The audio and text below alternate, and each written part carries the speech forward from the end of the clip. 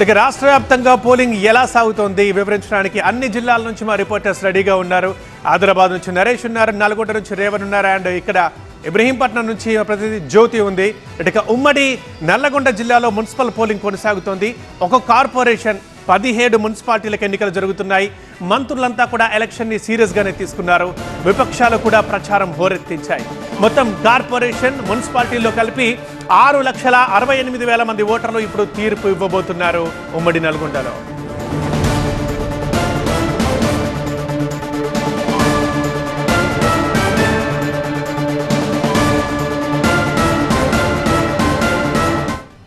ఇక నల్గొండ నుంచి మా ప్రతినిధి రేవన్ ఉన్నారు సమాచారం అందించడానికి లైవ్లో.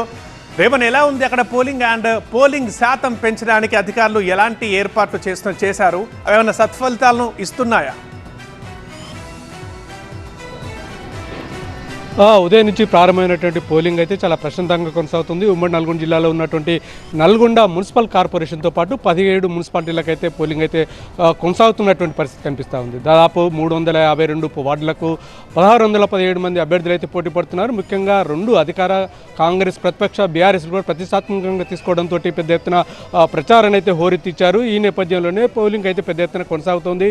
అయితే ఇప్పుడు జిల్లా వ్యాప్తంగా కూడా కొంత మంచు ఉండడంతో, పొగ మంచు కురుస్తుండడంతో ఇప్పుడిప్పుడే నెమ్మదిగా అంటే పోలింగ్ కేంద్రాల వద్దకైతే ఈ జనం అయితే వస్తున్నటువంటి పరిస్థితి కనిపిస్తుంది. మనం ప్రస్తుతం నల్గొండ మున్సిపల్ కార్పొరేషన్ పరిధిలో ఉన్నటువంటి ఒక పోలింగ్ బూత్ వద్దామను. ఇప్పటికే అంటే చాలామంది కూడా తమ ఓటు వినియోగించుకునేందుకు వస్తున్నారు. ఇక్కడ పోలింగ్ బూత్లో కూడా ప్రశాంతంగా కొనసాగుతుంది, ఎటువంటి ఇబ్బందులు లేకుండా కొనసాగుతుంది. ముఖ్యంగా జిల్లా అధికార యంత్రాంగం అయితే పూర్తిగా వెబ్ కాస్టింగ్ ద్వారా పోలింగ్ స్థలాన్ని అయితే పరిశీలిస్తున్నటువంటి పరిస్థితి కనిపిస్తుంది. మరోవైపు ఉమ్మడి జిల్లాకు సంబంధించి కూడా ముఖ్యమైనటువంటి ప్రముఖులు కోమటిరెడ్డి వెంకటరెడ్డి మంత్రి కూడా నల్గొండ ఓటు వినియోగించుకోబోతున్నారు. మరోవైపు కోదాడలో కూడా మంత్రి కోమటిరెడ్డి మంత్రి ఉత్తమ్ కుమార్ రెడ్డితో పాటు సతీమణి ఎమ్మెల్యే పద్మావతి కూడా అక్కడ కోదాడలో ఓటు హక్కును వినియోగించుకోబోతున్నారు.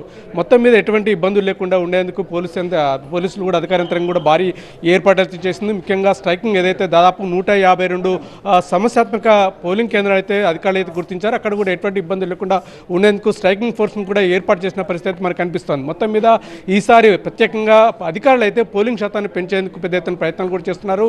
ఆ ఫలితం అయితే మనకైతే కనపడతా ఉంది. ఎందుకంటే ఇప్పటికే చాలామంది ఓటర్లు తమ కేంద్రాలకైతే వస్తున్న పరిస్థితి కనిపిస్తూ ఉంది.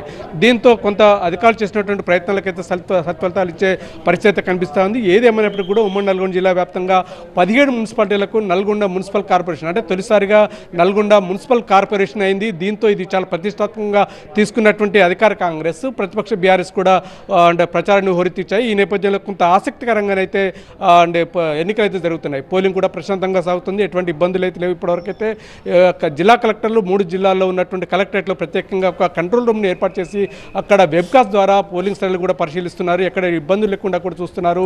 ముఖ్యంగా ఇటువంటి ఏదైతే ముఖ్యంగా మోడల్ పోలీస్ స్టేషన్ కూడా ప్రతి జిల్లాలో ఏర్పాటు చేసి పోలింగ్ శాతాన్ని పెంచే ప్రయత్నం అయితే అధికారులు అయితే చేసినటువంటి పరిస్థితి కనిపిస్తోంది. మొత్తం 1617 మంది అభ్యర్థులు అయితే బరిలో ఉన్నారు. దాదాపు 6,68,000 మంది ఓటర్లు అయితే తమ ఓటు హక్కును వినియోగించుకోబోతున్నారు. ఏదేమైనప్పటివరకు ఇప్పటివరకు అయితే ప్రశాంతంగా పోలింగ్ అయితే కొనసాగుతోంది.